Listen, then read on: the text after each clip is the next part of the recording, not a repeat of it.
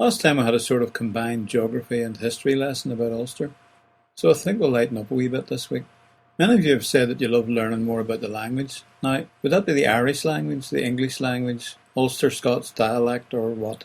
You see, you get a mixture of all three when you listen to this show, because of the various influences on the way we talk. And we in turn have often influenced the way other people talk. For instance, you have a major city in Maryland, US called Baltimore, which is Irish Gaelic for the place of the big house, Baile Timor. When you want to know if someone understands Irish, you ask, "An tuigeann de Gaeilge?" Unless you're Scots, when you'd say, "An tuigeann de Gaeilge?" If you speak it fairly well, you'd reply, "Tuigeann, I understand." And if, like me, you don't speak it very well, you'd answer, "Ní higgam, Tommy Fulham. I don't understand, but I'm learning." Now that word tuigeann has become two similar English words, twig, because the Gaelic word has a U in it, and dig. In Ireland we might say, "Ach, I never twigged on like that he was her brother," or "I never twigged till afterwards," meaning I didn't understand at the time. The hippie phrase, "Do you dig it, man?" comes straight from the Irish to understand, in this case meaning to like something. I really dig John Lennon, for instance. So maybe some of you have never twigged on that when you dig something, you're actually using the Irish language, eh? Now, there are plenty of other words that have found their way into English from the Irish language.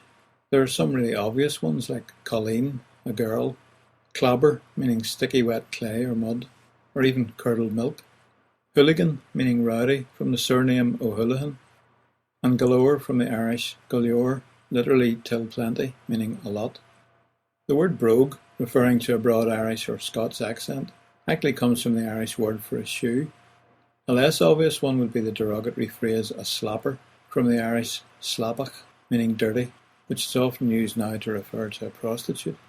A slob, likewise, comes from the Irish slab, meaning mud. Lots of names for geographical features come from Ireland, like bog, glen, loch, drumlin. The word crack, meaning a bit of fun, started life as the English word crack, became common in the Ulster Scots dialect, then in Irish, and back into English usage now, spelt with an AIC.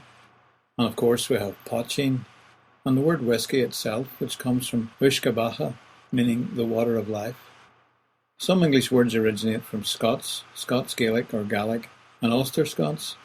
Scots are usually regarded as being pretty canny, in other words knowing, from the word ken, to know. They also generally have a bit of common gumption too. The type of cap, known as a Glengarry, was named after its inventor, the Scots chieftain of Glengarry. The Scots have given us clans, laddies and lassies, tweed and plaid cloth, pancakes and scones, the word wee, and some of them can be awful pernickety as well. Most of these Scots words are in common use here in Ulster too.